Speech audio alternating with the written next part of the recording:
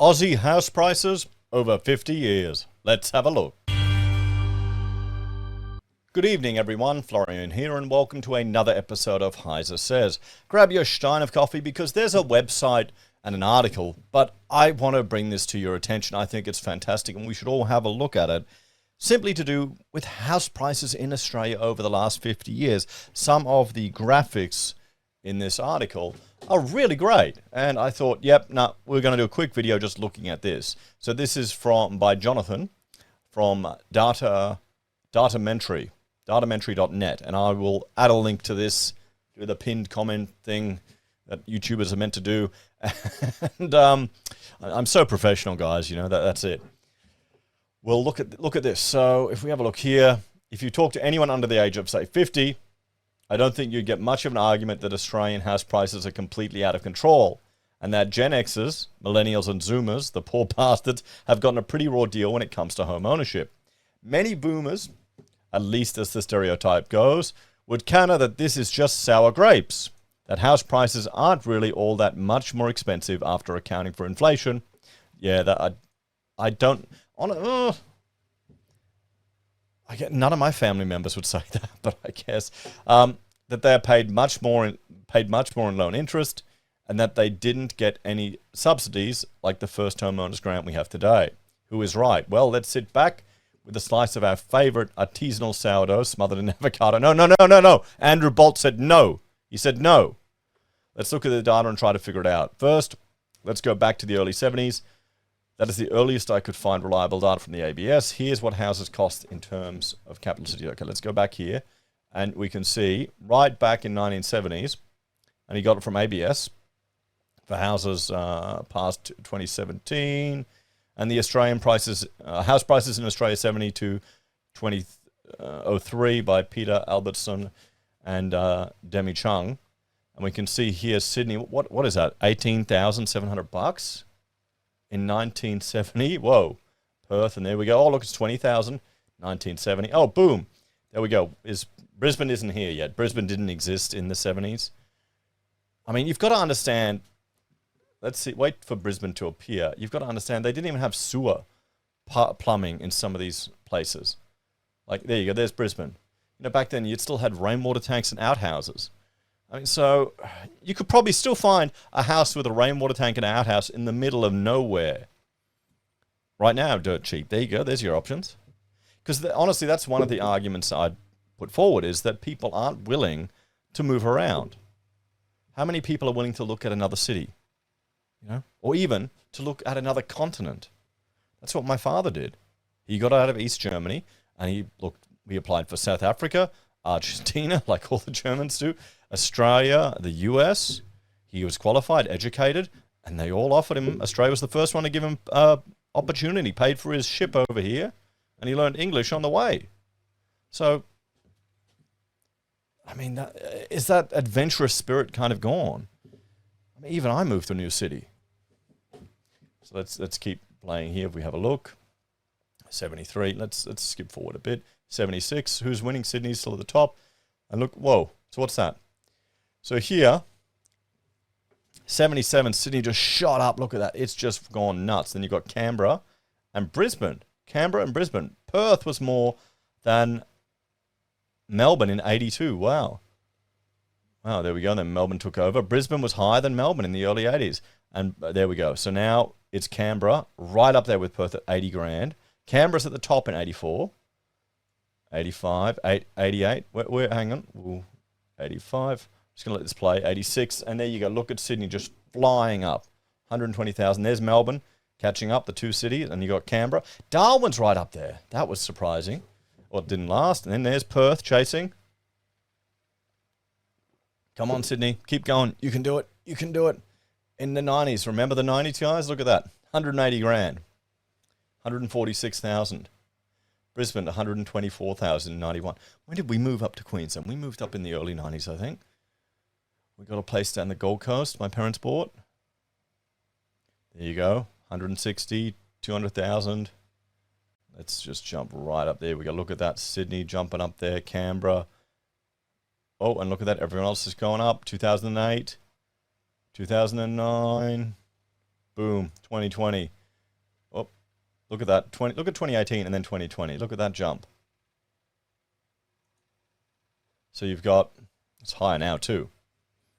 1.1, 875, 817 in Canberra, 596 in good old Brizzy. Let's have a look at the capital city asking prices from SQM. We'll just reload that page now. This is the weekly asking property prices, and what do we have there? 1.2. So we'll jump back. We'll jump back to this guy here. What else? You can watch this all the way to the present day if you want, but numbers will look artificially low because they didn't account for inflation. See a little further down the page for an inflation-adjusted version. Here's what a house costs in each of the capital cities except Darwin in 73. So in $73 compared to $2020. So Sydney house cost $262,000 in 2022 bucks. There you go. Canberra 257. So essentially these are deposits. These are Sydney and Melbourne are probably deposits. These are deposits, guys. Oh, here we go. You can see $1 back then went a lot further, around 11 times further according to the RBA's inflation. But here's a question I put to you. With all this, they're comparing houses or house purchasing prices. They need to compare the actual sizes of the houses. You need to compare what you got back in the 70s in Queensland or in Sydney or in Melbourne when you're buying a new home compared to what you get now. Look at the spec homes. Look how big they are. Look at all of the legislative changes that have been imposed on these over 50 years. We've just got NCC changes. It's going to increase, again, energy efficiency requirements. It's going to dictate more what you have to do on your house. It's going to have more limitations. You've got accessibility standards in a house, in a private house. That's going to drive up the cost, estimated 30 grand per house. There you go. That's more support. So, and back then, what would you get? You get a shit box. You could probably get a dirt cheap little 2-bed, 1-bath timber shack. And you built on it and you extended it. My father's business in Victoria, a big part of it was extensions. Just building extensions. So, yeah, I mean, okay, sure. Those are, this doesn't look that cheap, honestly. Cereally cakes. Okay, yeah, no, that is cheap. A number 5 chicken, $1. And what are we paying now? Coffee, 30 cents. I haven't been shopping for a while, so I can't tell you. Remember when you get a whole chicken for $1? Yeah. I mean, if you price things in regards to goods and services, that's probably a really good way to look at it. But you can't compare a 70s house to a 2020 house. They're not the same. You couldn't even build. You could not build a house like the 70s today. It wouldn't get approved. Okay? And that's because people are voting for all this shit that drives up the cost of things. You think, oh, it's only a little bit here, it's only a little bit there. It adds up when you're spending thousands of dollars just getting reports done about the energy efficiency of a house. Think how much electricity that could have paid for how many years. So, let alone the fact you can't even open your windows. Here's a funny story for you. We're living in a rental up the street. It's small, it's cramped. You've got to have these interconnected smoke detectors. Now, it's such a small place. They're so bloody close together, it's a joke. But these smoke detectors, they're just going off all the time for no stupid reason. And Rachel's talking to the manufacturer and going, what's going on? Are these faulty? And they go, no. If there's just a humidity or a temperature change in any one room during the day, and this is, mind you, this is when no one is there, they'll go off. They're working exactly like they should. And apparently this happens in rental houses all around Queensland.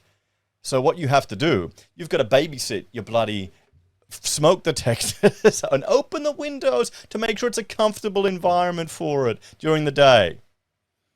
So people can break into your open windows while you're not there. It's awesome. That's the legislation change. It's for ihre Sicherheit. But you've got to understand, I mean, we can't even open windows anymore in some buildings. You've got glazing changes. You've got sound insulation requirements. I mean, these things all sound good, but you didn't have any of this stuff back in the 70s. So we can't really compare this. You're comparing 70s tech to 2022 tech and legislation. So let's, well, yeah, and we're looking at the populations here. I will let you go through this article yourself because I think a lot of the points are quite valid and it's important to have a look at.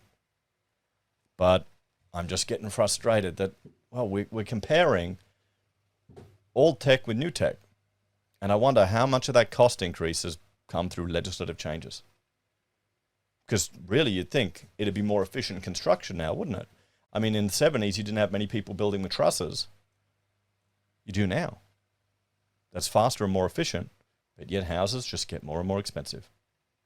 Anyway, guys, I thought I'd share that with you because this is a great website. They've done a great job. Give some good insight into what's going on there. Check it out. Let me know your thoughts and opinions. And hang on, take care. If you're a fan of the channel and want to support us, you can on YouTube or Patreon. You can use our referral links, guys. Amazon, eBay, Independent Reserve, Aussie Broadband. Buy our pocket squares or call us if you need an architect. Take care. Have a great day. I'll see you all in the next episode of HeiseSays. Bye for now.